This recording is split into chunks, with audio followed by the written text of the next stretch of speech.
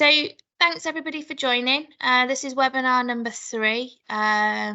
Feels like a fair while now since we started the series, and we've had some really good conversations as the weeks have gone on. This one is probably the one that is closest to my core vision, core responsibility is candidate experience. The one thing, certainly being from a recruitment background and having worked through candidate experience, has always been at the forefront of everything that I've done. So it's a really strong topic for me to chat about. My name is Kerry Redmond. I'm the head of growth for Giant, and I'm joined today by the one and only Matt Armstrong, CEO of Giant Screening. So what we'll do as we go through, we'll share some thoughts on candidate experience and who's got a part to play in providing a strong candidate experience, because often there's multiple strands to that, and I think it's important that we navigate our way through those, and how can we best support the candidate dependent on the function that you sit in. And then we'll move to a Q&A with Matt on some of his thoughts and views around driving teams and their ability to deliver a strong candidate experience. So let's get started. So the plan for today, we've already done some welcomes and introductions, and we're going to move on now to chat about best practice and candidate experience best practice. We'll take questions at the end, but please feel free to pop any questions that you might have in the Q&A box or the chat box.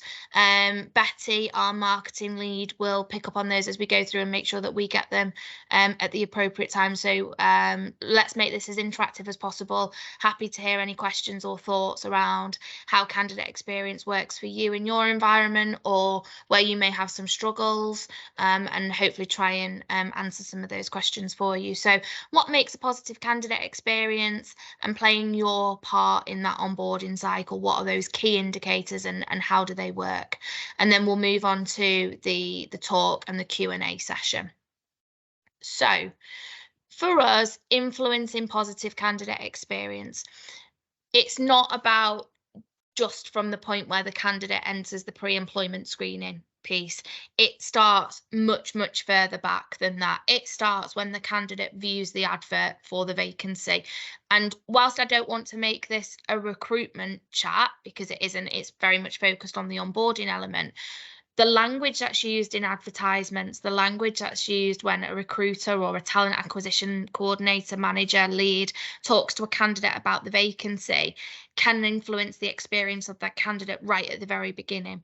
And by that, what I mean is, if a candidate is going to be subject to checks at the beginning, tell them about it. Make sure that they're aware about it. You don't want to lose the best candidate. We're in a market where candidate is king. You all will know that.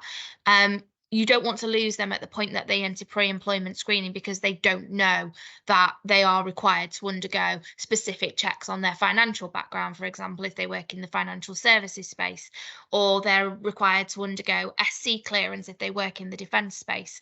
Having that open and honest conversation, dialogue with that candidate, both from the point that they apply for the job, when it then goes over to you as either their talent coordinator or their recruitment coordinator, or whatever that might be, making sure that that dialogue is continually open.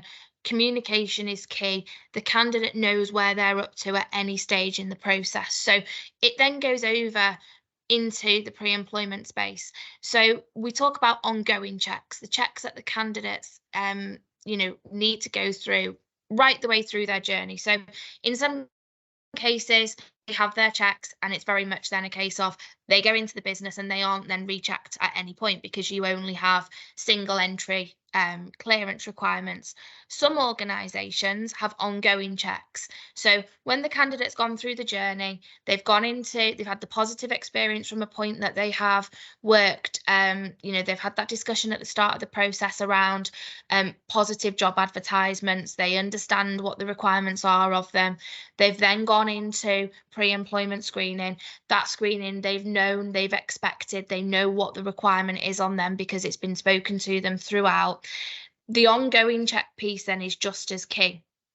It's about influencing them to be able to provide you with the right information at the right time, in order to undergo the right checks. So it's two-strand. That communication, though, is the continual key here. It's about making sure that that candidate is fully informed right the way through the process. How do you influence then moving on? And this, again, point 4 can be relevant to in-employment screening or pre-employment screening. How do you influence then a positive candidate experience around escalations and queries that the candidate may have? Now, if we take it as a pre-employment perspective, we talk about communication back to the candidate, asking the right questions in the right way, in an appropriate manner. For us, when our teams chat back to candidates and we may have discovered something that needs further investigation, it isn't about interrogating that candidate. It's very much about learning what that situation is, what that circumstance is, so we can then positively impact the outcome for them, if that be the case, or provide the client with the right information for them to be able to make that decision based on a candidate's background. So it's about, again, language, terminology, communication, keeping the candidate informed. They're key factors that will continually appear as we go through the journey and the chat, the slides that we're showing you today. Escalations, again, we always believe that informing the candidate of any escalations that may have arisen around their file, their background check, their in-employment screening check, making sure that the candidate is continually aware is most likely to influence a positive experience of that candidate. It might not be a positive outcome. That's completely different. How you handle a positive versus a negative outcome may be completely different, but ensuring that the candidate has a positive experience regardless of the outcome is really important. And that's where we talk about the key pillars and the positive communication, ensuring that the candidate is continually updated, making sure that the right information is provided at the right time. And then as you move to review, sign off and submittal, so that again can be in relation to pre-employment screening or in-employment screening.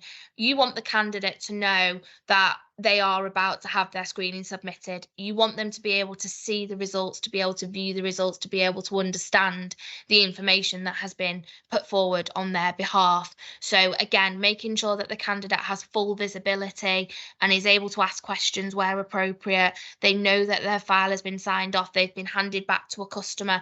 It's all really key drivers to make sure that a candidate has a really positive experience and that you can influence that experience as you go through.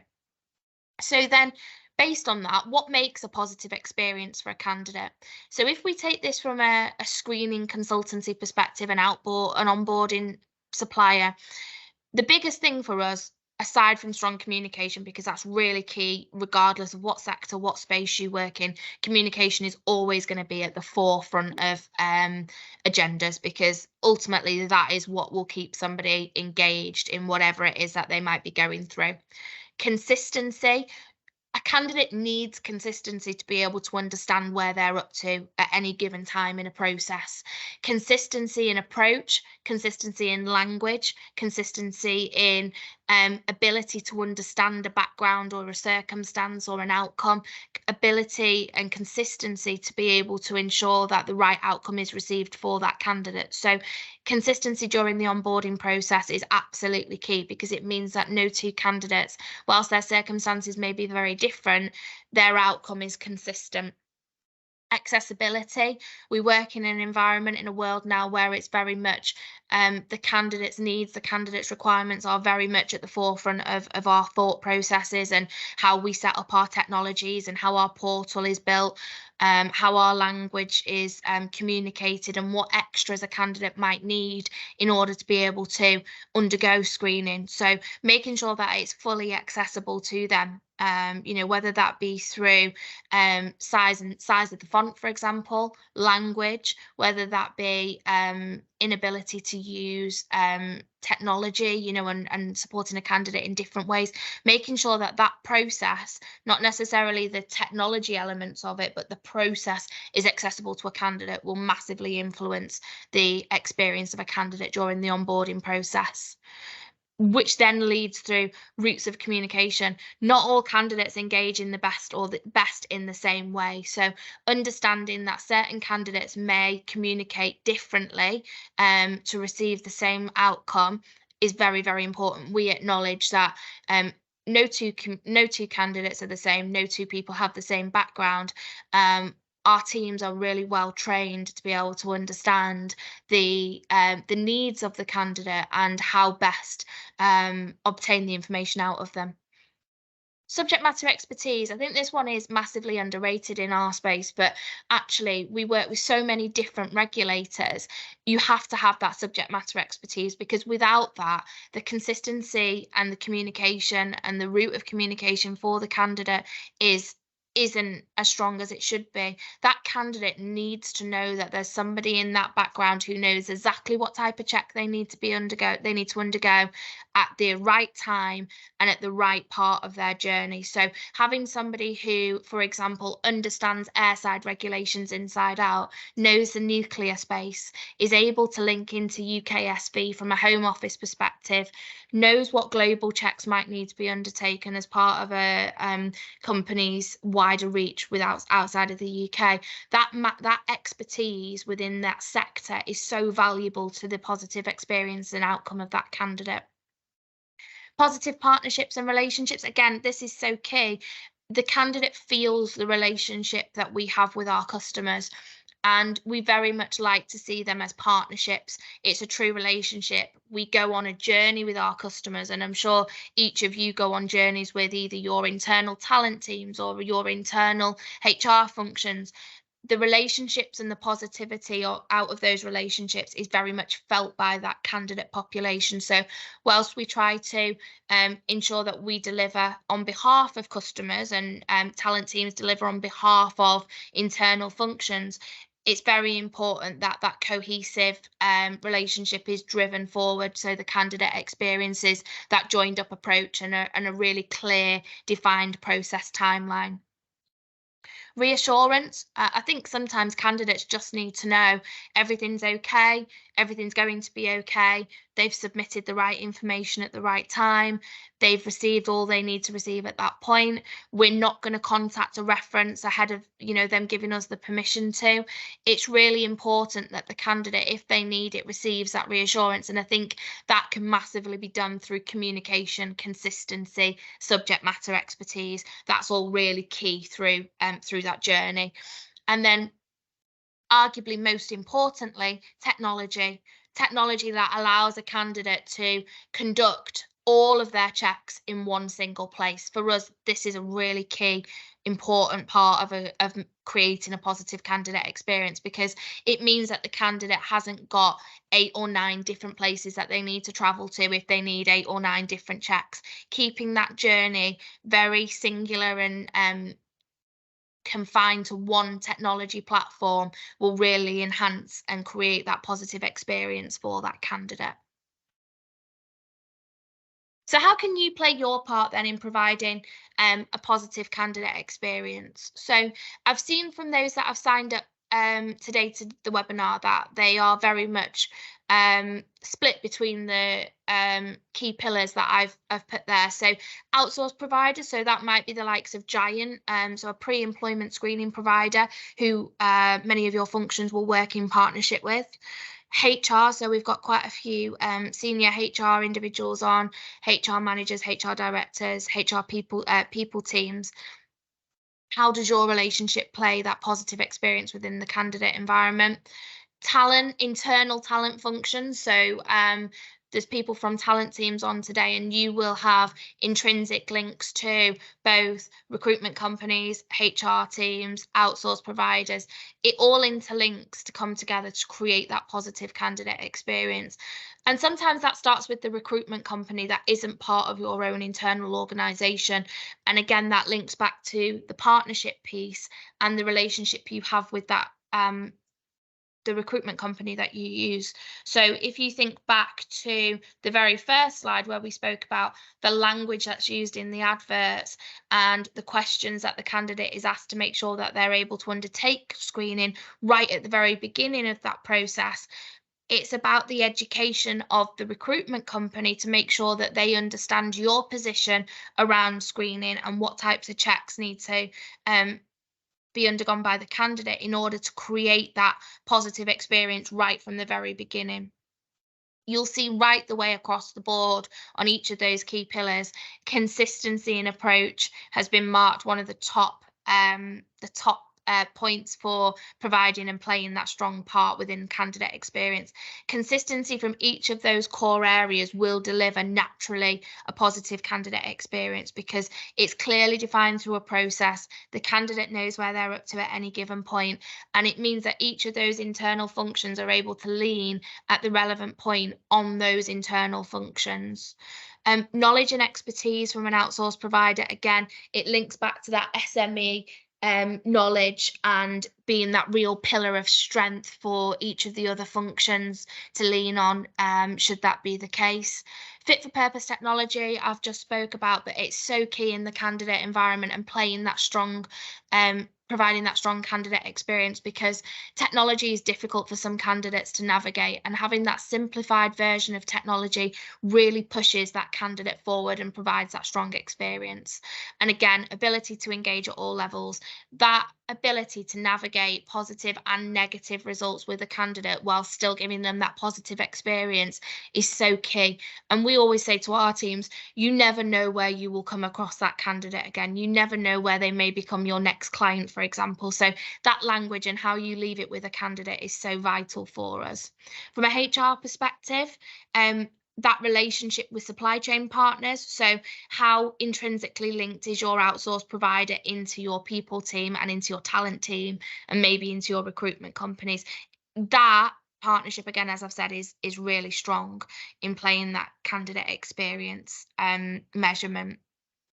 Looking at internal talent, then, this is probably an area where it's quite difficult because they sit often between people teams and also then an outsourced provider. So it's making sure that the communication and consistency is really strong throughout, but clear timescales, requirement plans, job briefings that can contain details around pre-employment screening, all of that information plays a really strong part in ensuring that the candidate has a really positive outcome. And again, recruitment company, we spoke about language using job descriptions, informing the candidate of any checks that they might need to go through, relationships with internal compliance functions, making sure that the recruiters have a really strong knowledge of what those checks are, should the candidate have any questions. So the positive experience cycle starts here.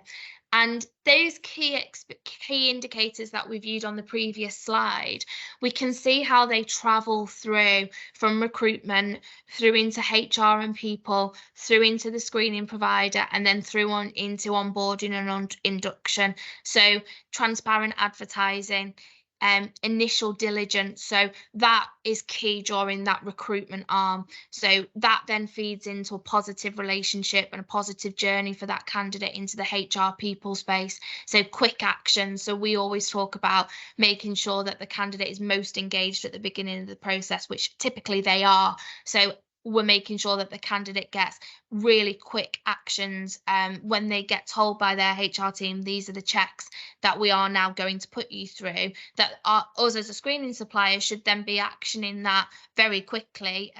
Often we target our teams within a 2-hour window, because that means then the candidate's most engaged, most likely to put their information forward, and is able then to transition through that cycle seamlessly with that really positive outcome for them at the end.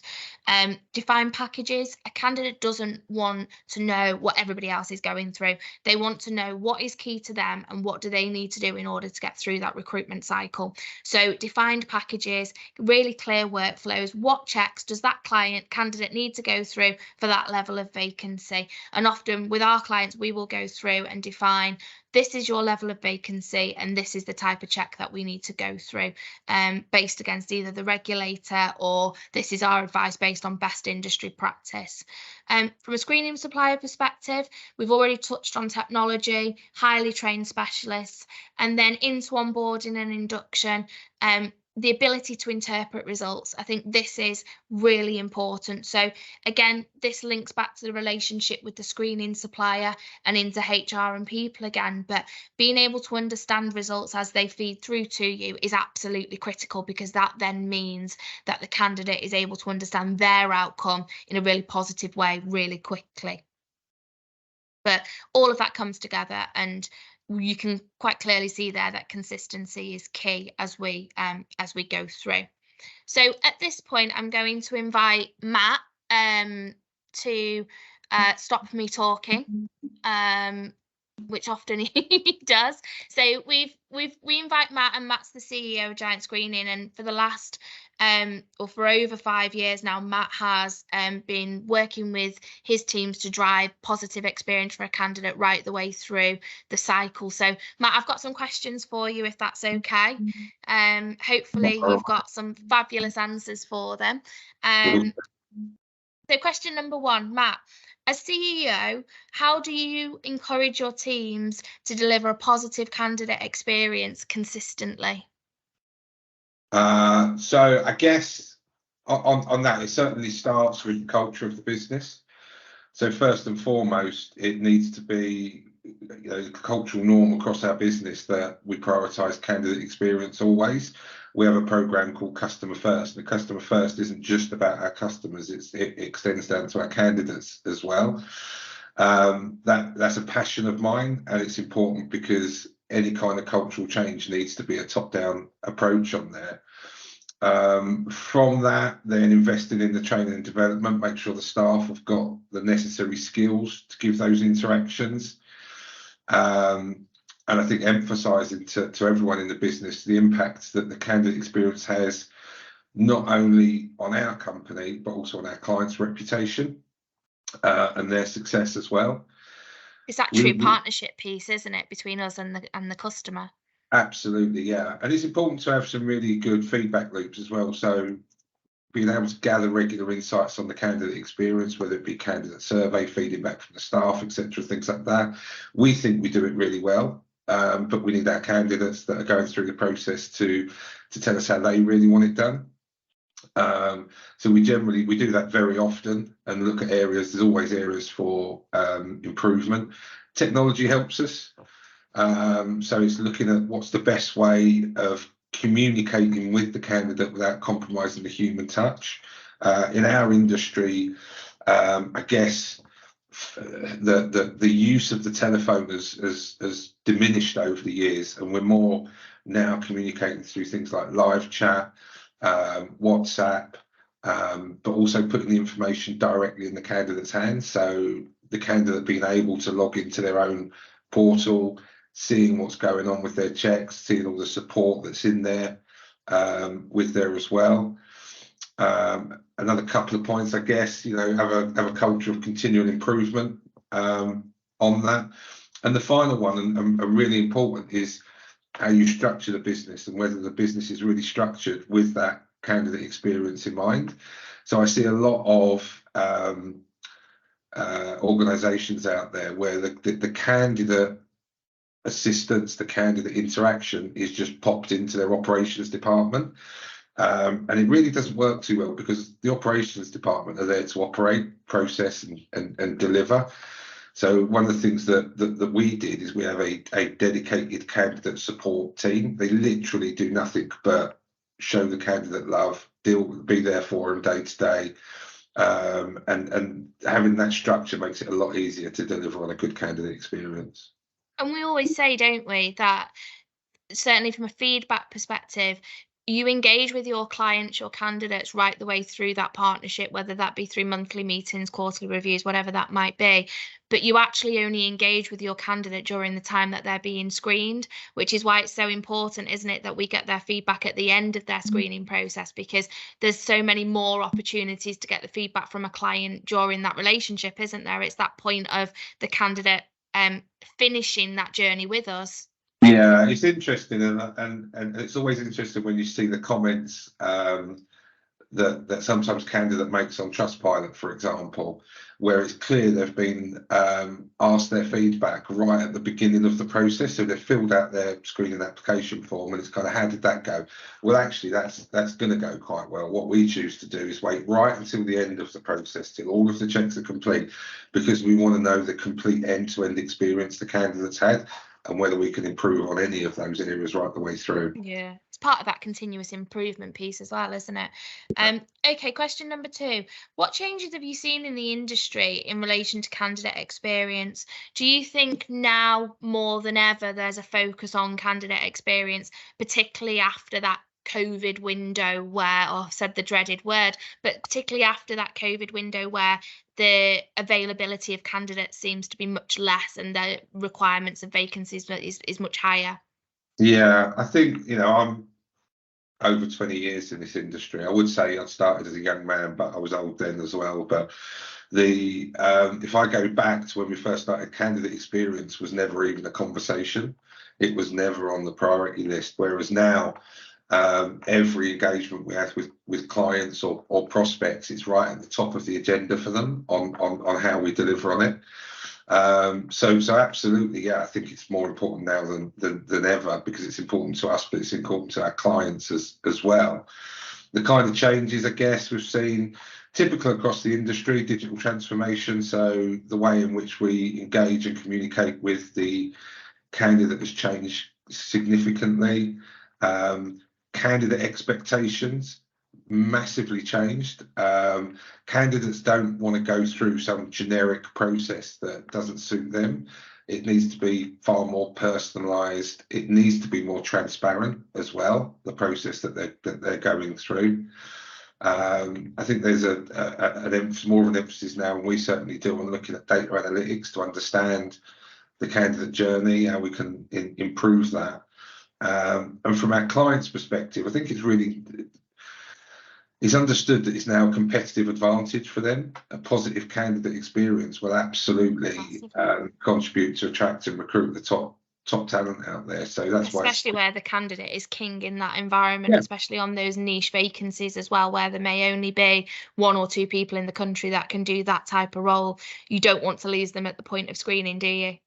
No, absolutely. And there's a lot of investment running up to any kind of roles and bringing that candidate into the business. And if there's a blocker there or a bottleneck in screening, then they're going to go somewhere else. We do a lot of work with high volume recruiters, where the candidate will literally apply for 2 roles at once, twice, and whichever one they finish first, that's the role they'll take.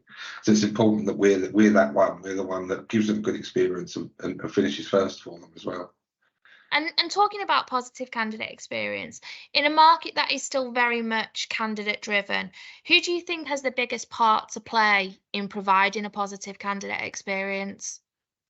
I think we all do. I think it's a collaboration, cross-functional, let's say that's cross-functional collaboration. So we've all got a significant part to play. And the moment one person drops the ball on that, then that's the experience that the candidate takes away. So you've got, it's important. Recruitment teams are there. It's important that all of the technology is integrated all the way through, so it's not bitty for the candidate as well. And it's really important that, you mentioned it before, that I think we moved away from being a supplier many years ago. We're a partner to our clients now. And if that approach isn't adopted, then absolutely that comes through in the candidate experience, that it's not a partnership. Totally agree. Totally agree. And that's one of my, as I said at the very beginning, that partnership piece is one of my biggest drivers to try and deliver to the customers that I work with.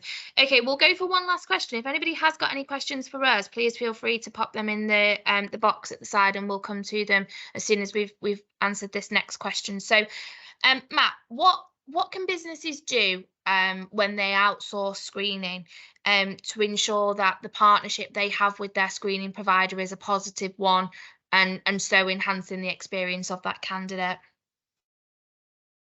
First and foremost, clear and easy communication channels between, I guess, the trio, the business, us, and the candidate.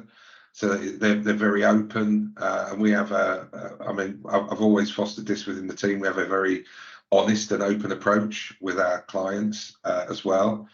I think look at the process, customize it. Don't go for a stock off-the-shelf process. I think that's going to be okay.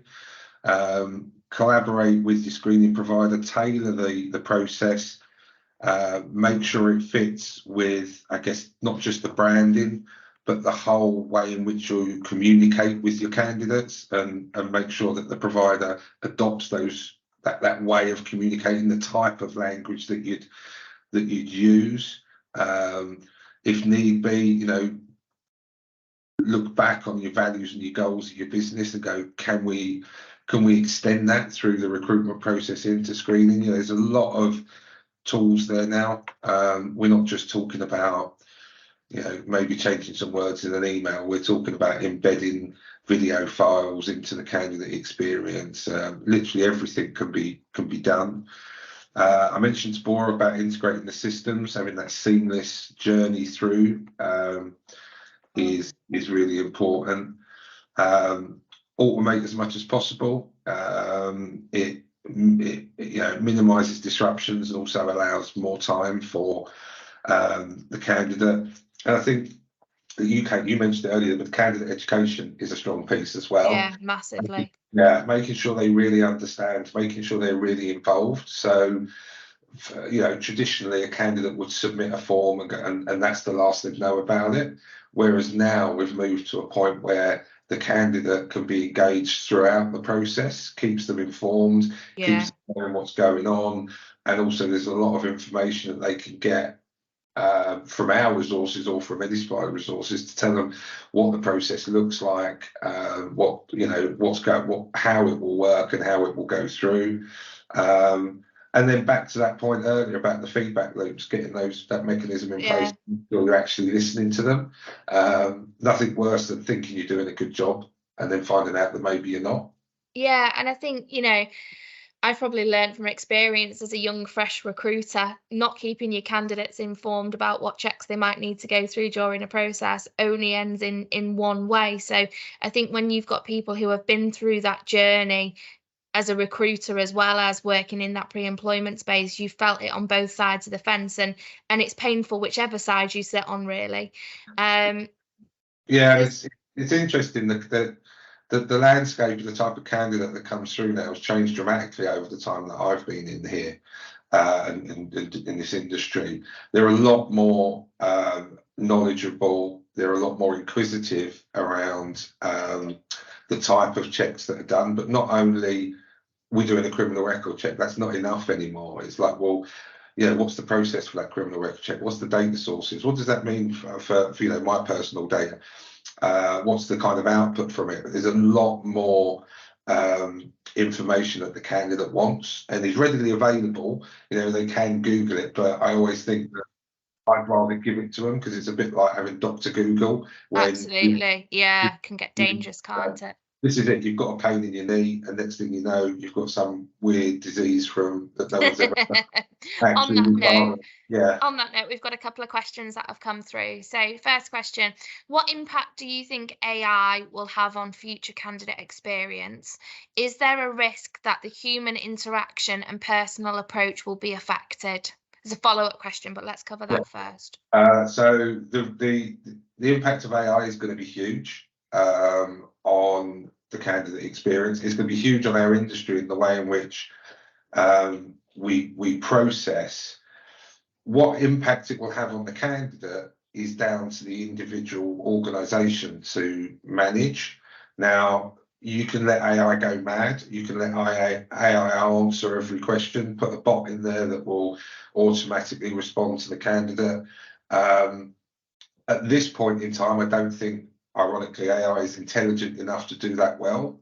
I would rather keep those interactions personal at this point. As AI develops, then, you know, hey, maybe it will be much better for them, but I don't think it's there yet. I also think that, I think AI is probably 5 years away from being as impactful as people think it is now. There's just a lot of buzz going on around it at the moment, but we're certainly investing in it from a processing perspective to speed things up and make things easier.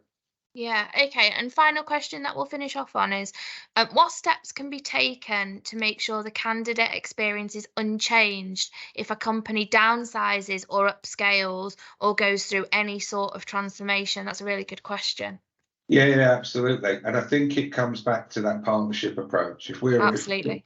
If we're aware of changes in our clients' recruiting levels, it may be, they've made an acquisition. Now, making an acquisition is not just going, oh, our volumes are going to go up. It may be a completely different type of culture in the acquisition that they've made, and different types of checks, different ways of communicating. So I think really it's down to that partnership approach on it as well. If we know about it, let's talk about it, and we can make sure that the right mechanisms are in place to deliver on a consistent candidate or a consistently excellent candidate experience. Yeah, and it may be that way if a company downsizes, then we can, dwindle some of our processes.